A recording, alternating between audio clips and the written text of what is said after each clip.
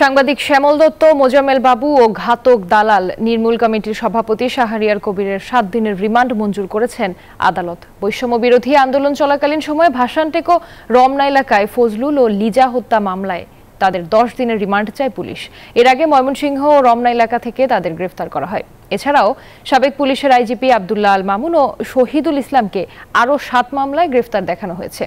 মির্জা আব্বাসকে হত্যা চেষ্টা মামলায় রাশেদ খান মেননকে ৩ দিনের রিমান্ড দিয়েছেন আদালত।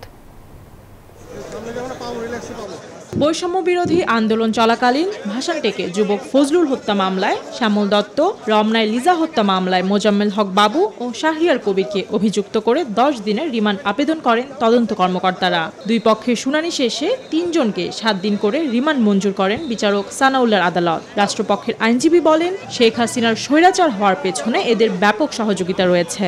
তাদেরকে জিজ্ঞাসাবাদ করার জন্য এই হত্যার পিছনে আর কারা কারা জড়িত আছে এবং এই ইন্ধনদাতা কারা আছে, হুকুমদাতারা কারা আছে, নির্দেশদাতা কারা আছে এবং কাদের কারণে এই হত্যা সংঘটিত হয়েছে, এইসব বিষয়গুলিকে আর সামনে আনার জন্য তদন্ত করার জন্য তদন্ত কর্মকর্তা ১০ দিনের রিমান্ড প্রার্থনা করেন। আসামি পক্ষে আইনজীবীরাও সেখানে ওকালতনামা দিয়ে তাদের এই রিমান্ডের বিরুদ্ধে এবং জামিনের জন্য প্রার্থনা করেন। বিজ্ঞ আদালত উভয় পক্ষের শুনানি অন্তে এই আসামিদ্বয়ের বিরুদ্ধে ৭ দিনের রিমান্ড মঞ্জুর করেন।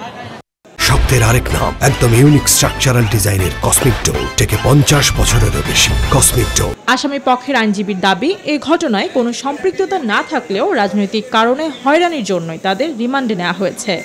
শুধু মিথ্যা মামলায় উদ্দেশ্যপ্রণোদিতভাবে এবং হয়রানি করার জন্য এই মামলায় রিমান্ড চাওয়া হয়েছে।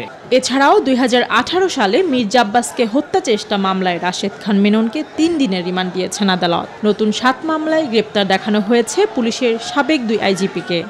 বিজ্ঞ আদালত সন্তুষ্ট হয়ে 3 দিনের রিমান্ড মঞ্জুর করেন।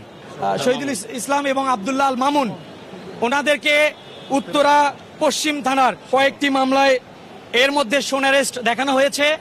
এদিকে ভারতে অনুপ্রবেশ চেষ্টা মামলায় সাবেক বিচারপতি AHM শামসুদ্দিন চৌধুরী মানিক জামিন পেলেও অন্য মামলা থাকায় তাকে কারাগারে পাঠিয়েছেন আদালত। একই দিন শাহবাগ ও পল্টন থানার মামলায় ২৫ আনসার সদস্যকে ৩ দিনের রিমান্ড দিয়েছেন আদালত। Desk report, news 24।